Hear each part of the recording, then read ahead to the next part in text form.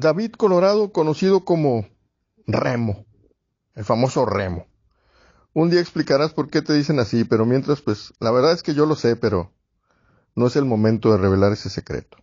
David Colorado, platícanos un poco cuál es la propuesta que sustenta a este espectáculo de Santito contra los marcianos, algo que está a punto de ponerse en escena y que, pues, interesante porque es teatro bajo la pandemia.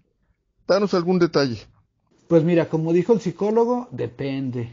Esta obra en particular, por su carácter lúdico, juguetón, paródico, irreverente, sarcástico, pues se permite mucho, tiene mucho margen de improvisación. De hecho, esta misma obra le hemos cambiado.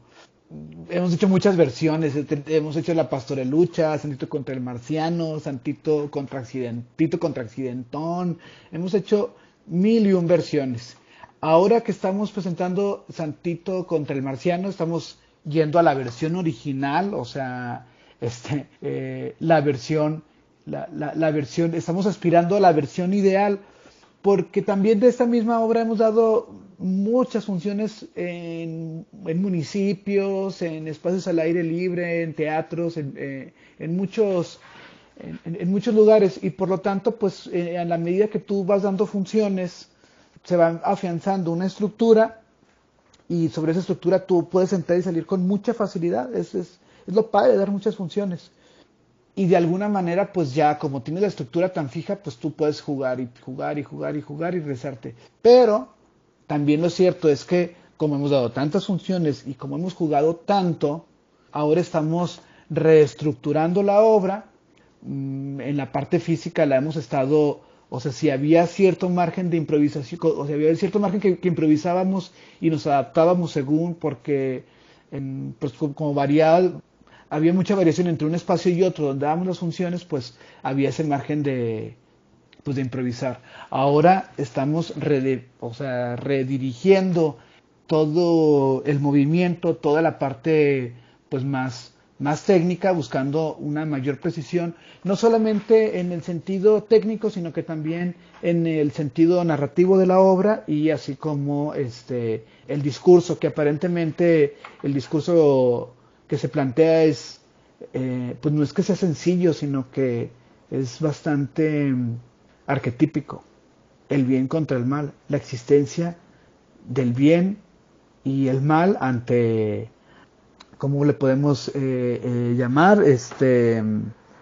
La existencia del bien y el mal ante el relativismo. O sea, ese es como en términos filosóficos, el principio, lo que sostiene. ¿Cuál es el retrato que tú ofreces de la vida del teatro bajo la pandemia?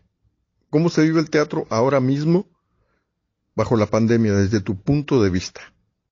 Mira, ya hace 30 años Heiner Müller había dicho que el teatro estaba en crisis y que siempre había estado en crisis y que ese es su estado natural. No quiero minimizar bajo ninguna manera que el efecto de la pandemia y el desempleo que ha generado y la pérdida de trabajos, de proyectos, porque ha sido terrible. Pero, pero repito las palabras de Heinrich Miller. O sea, el teatro siempre ha estado en crisis, ha sido atravesado por guerras, recesiones, dictaduras, regímenes despóticos y, y totalitarios, acecho el aparato militar y político. Entonces, insisto, no quiero, no quiero subestimar el efecto de la pandemia, pero pues ya hace casi 40 años Heiner Müller lo había dicho en una entrevista. Mm, el efecto el efecto más nocivo de la pandemia pues ha sido, o sea, lo hemos vivido, lo he experimentado, lo he sufrido, la pérdida de proyectos, Pero algo que nos ha dado la pandemia es la redefinición de ciertos sistemas de conceptualización y de entendimiento de lo teatral. Pues ahí estuvo ese discurso absurdo que estaban diciendo pues muchos filósofos del teatro, que esto que estaba ocurriendo, que no es teatro, que había que esperarse y que no sé qué, pero la vida no espera. Entonces, como la vida no espera, ha habido una rápida readaptación. El teatro es un fenómeno vivo que se readapta y se resiste a morir. Esa es su principal función, seguir existiendo, seguir prevaleciendo. Y entonces como que ahora sí nos replanteamos, ¿qué es teatro? Pues todo lo que tiene que ver con lo teatral, eso es el teatro, no se refiere exclusivamente al acontecimiento que sucede un viernes a las 8 de la noche en la gran sala del Teatro de la Ciudad.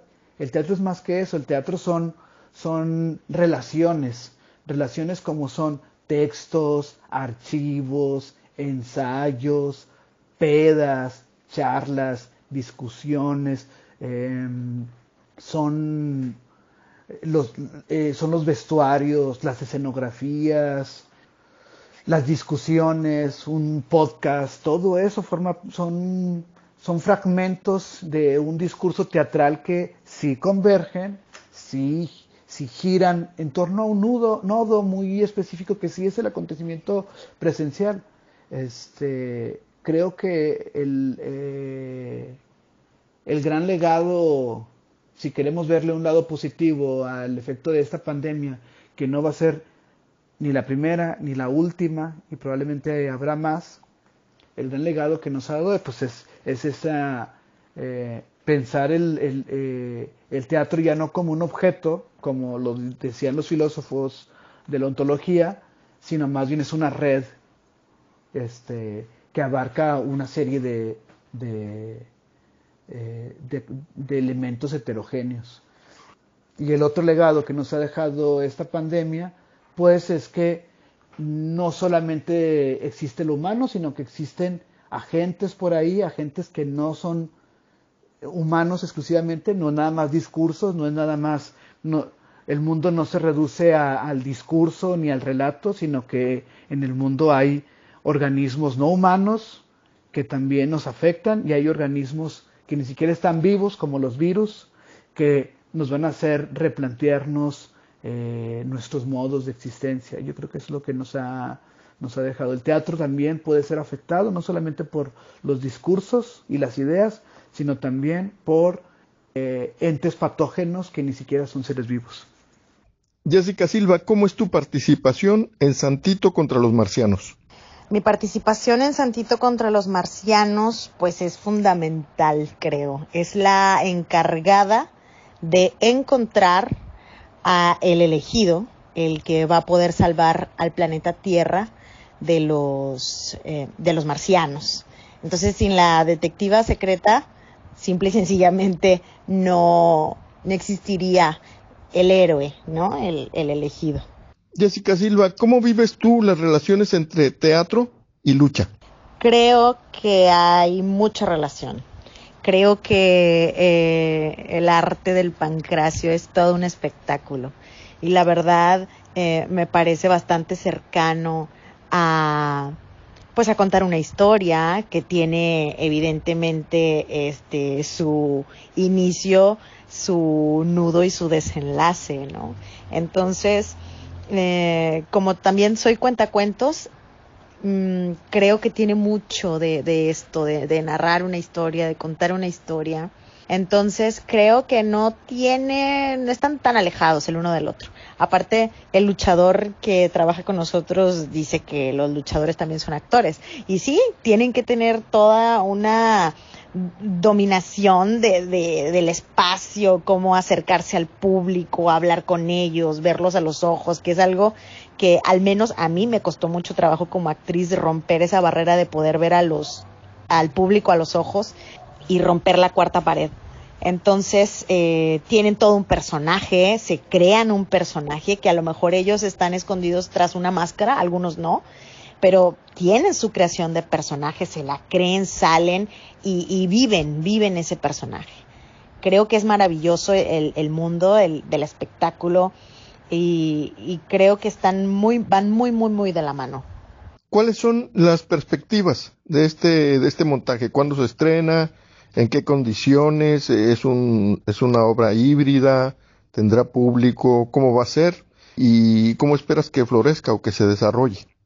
Sí, mira, esta obra se va a presentar el 27, sábado 27 de marzo y domingo 28 de marzo a las 6 y a las 8:30 en Cuarto Piso, así se llama, es un foro alternativo que se encuentra físicamente en el interior de Tour de Force, es este estudio de danza que se encuentra en el centro de Monterrey.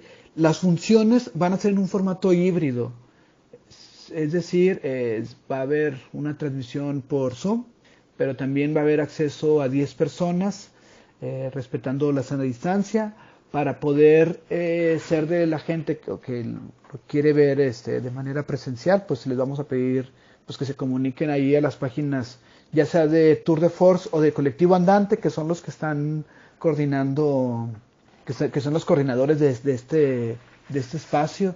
Este espacio Cuarto Piso, pues es un esfuerzo que se armó este equipo de gente que se dedican a la danza y que están abriendo este espacio alternativo que la verdad está bien bonito, está súper cálido. Yo ya estuve ahí apoyando la presentación del espectáculo de danza Cerdos, Fragilidad y Muerte en la Granja hace un par de semanas y de ahí fue que yo también quise animarme a dar estas funciones, aprovechando que ahora tenemos el semáforo, pues no sé en qué color, creo que naranja, pero que sí se permite dar funciones, respetando obviamente la sana distancia. Ahora que si alguien quiere todavía resguardarse un poquito más, pues también está la opción por Zoom, que es mucho más económica. Ahí pues ustedes se ponen en contacto ahí en las redes.